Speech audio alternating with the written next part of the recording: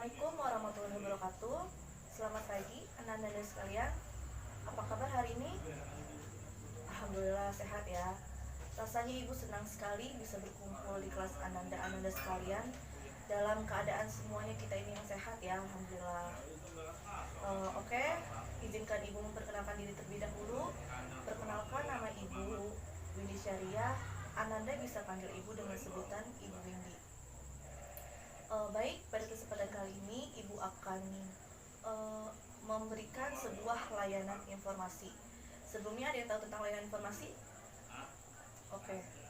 Layanan informasi ialah sebuah layanan bimbingan dan konseling yang memungkinkan siswa menerima dan memahami berbagai informasi yang dapat digunakan sebagai bahan pertimbangan dan pengambilan keputusan untuk kepentingan siswa. Topik yang akan kita bahas kali ini adalah tentang mengedukasi remaja agar terhindar dari pelecehan seksual. Di sini sudah ibu tampilkan PowerPoint, jadi kita dapat sama-sama menyimak tentang apa materi yang akan ibu bahas dan yang akan bersama-sama kita bahas nantinya ya. Sebelumnya kalian ada yang tahu tentang pelecehan seksual? Oke. Pelecehan seksual ialah suatu tindakan atau perilaku yang dilakukan oleh sekelompok orang atau seseorang terhadap pihak lain yang memungkinkan pihak lain untuk menurunkan harkat dan martabat akibat dari tindakan sekelompok atau seseorang tersebut. Apa sih macam-macam tentang pelecehan seksual? Yang pertama, dengan orang yang kita kenal. Contohnya seperti dengan orang tua, keluarga, teman, dan pacar. Bisa jadi ini ketiga orang tersebut adalah orang yang melakukan pelecehan seksual terhadap seseorang, terhadap diri kita atau terhadap orang lain gitu ya. Yang kedua ada dengan orang yang tidak dikenal. Contohnya seperti apa? Misalnya ada kita sebut saja si A ya. Si A jalan pada malam hari, jalan melewati sekelompok tongkrongan cowok-cowok ya, sekelompok orang cowok-cowok berjalan melewati, terus dia bilang, "Cuit, neng, mampirlah." Itu sudah termasuk dengan pelecehan seksual. Selanjutnya ada dengan ketakutan, di mana akan terjadi kekerasan jika korban menolak. Contohnya itu seperti seseorang ingin melakukan pelecehan seksual kepada pihak lain karena takut ada warga yang mengerumuni, yang mengkeroyok, otomatis seseorang tersebut atau pelaku tersebut menyekap mulutnya atau memukul agar korban tersebut pingsan. Maka dari itu terjadilah kekerasan terhadap pelecehan seksual tersebut. Selanjutnya ada pelecehan dengan iming-iming atau paksa, di mana pelaku punya otoritas terhadap korban. Misalnya seperti kalian punya pacar, pacar kalian ingin melakukan pelecehan seksual terhadap kalian, diiming-imingi. Misalnya, nggak apa-apa kalau misalkan ada apa-apa nanti aku yang tanggung jawab. Itu udah termasuk pelecehan seksual ya, karena pacar kalian tuh kayak udah ingin gitu, udah ingin melakukan pelecehan seksual kepada kalian, udah ada niat dalam hati untuk melakukan pelecehan seksual terhadap kalian. Yang ketiga, pelecehan seksual mental, di mana dengan menyerang harga diri korban melalui kata-kata kasar, mempermalukan dengan memperlihatkan pornografi.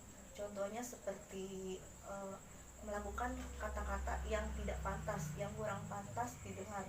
Itu termasuk pelecehan seksual. Misalnya teman kalian mengeluarkan kata-kata kurang pantas, kurang sopan kepada kalian, itu termasuk pelecehan seksual.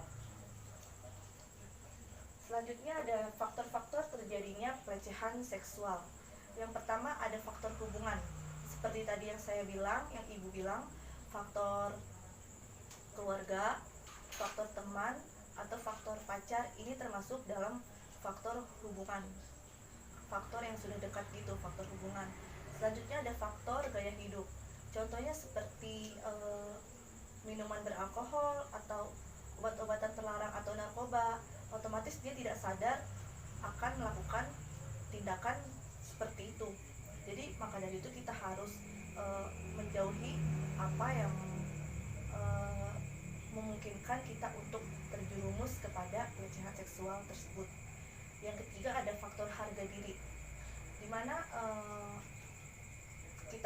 faktor harga diri itu dimaksudkan ketika kita membuka aurat kita atau kita memakai baju yang kurang pantas, kurang sopan, otomatis kita sebagai wanita itu mengundang hasrat lelaki untuk melakukan pelecehan seksual terhadap kita.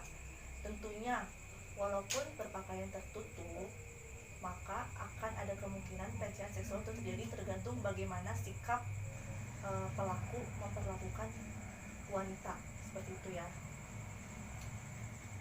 Selanjutnya ada dampak dari pelecehan seksual. Apa aja sih dampak-dampak dari pelecehan seksual? Yang pertama itu kita bisa terkena trauma, malu, udah nggak mau kenal cowok lagi, udah males banget nih ketemu cowok nih, takut aja bawaannya, takut kalau ketemu cowok.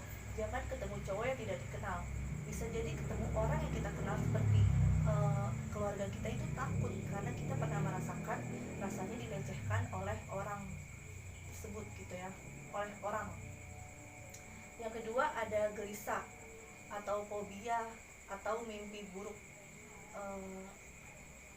Rasanya tuh kita bingung, takut, gelisah, setiap mau tidur memikirkan bagaimana saya nanti, apakah masih ada orang yang ingin berteman dengan saya, atau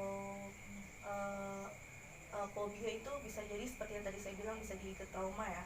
Fobia takut terhadap cowok, bisa jadi dia tidak ingin menikah karena dia pernah dilecehkan. Dia setiap malam mimpi buruk, teringat-ingat tentang apa yang terjadi dengan dirinya. Selanjutnya ada introvert. Kita nggak mau mengasingkan diri, kita nggak mau berkumpul dengan orang banyak karena tadi adanya trauma dan takut. Apalagi kalau kita melihat orang yang pacaran, bisa jadi itu kita takut aja gitu untuk melihat hal-hal di luar sana yang ramai karena dia takut kejadian akan terulang lagi. Bisa dipahami ya? Apakah kalian pernah mengalami pelecehan seksual? Nah, untuk kali ini nanti Ibu akan memberikan lembar penilaian di mana Ibu akan menilai seberapa aktif kalian, seberapa memahaminya kalian, dan akan ada penilaian tentang apakah kalian pernah mengalami apa-apa nanti yang Ibu cantumkan di lembar penilaian tersebut ya. Tentunya ini bersifat kerahasiaan. Ibu akan merahasiakan tentang apa yang kalian catat nanti ya. Oke. Nah, di sini juga kita itu untuk gimana sih kayak nanti untuk melihat gitu loh, seberapa ininya kalian tentang pelecehan seksual tersebut yang sudah Ibu bahas nanti ini ya. Oke. Ibu akan bagikan kertasnya ya. Oke. Gimana anak-anak, sudah ya? Nah, Ibu ingin nih setelah kalian sudah memahami tentang mendengarkan, Ibu nggak ingin kalian, jika kalian mengalami hal-hal yang sudah kalian tulis di lembar penilaian tadi, Ibu ingin kalian tidak menyimpan sendiri apa yang kalian alami. Ibu ingin kalian menceritakan kepada orang terdekat atau ke guru BK kalian supaya bisa menyelesaikan masalah kalian tersebut ya. Oke. Semoga apa yang Ibu sampaikan ini bisa bermanfaat untuk kalian. Ibu harap sih seperti itu ya, bisa bermanfaat, bisa menjadi pelajaran untuk kalian, bisa menghindari kalian semua yang kita bahas sama-sama ini ya. Sebelumnya Ibu mohon maaf jika ada yang kurang-kurang kata. Semoga di lain kesempatan kita bisa berjumpa lagi dalam keadaan sehat. Sebelum kita berpisah, mari alangkah baiknya kita berdoa terlebih dahulu. Berdoa, mulai. Selesai. Oke, terima kasih anak-anak atas partisipasinya. Semoga kalian sehat-sehat selalu. Semoga kita bisa bertemu lagi. Kurang lebihnya mohon maaf. Wassalamualaikum warahmatullahi wabarakatuh.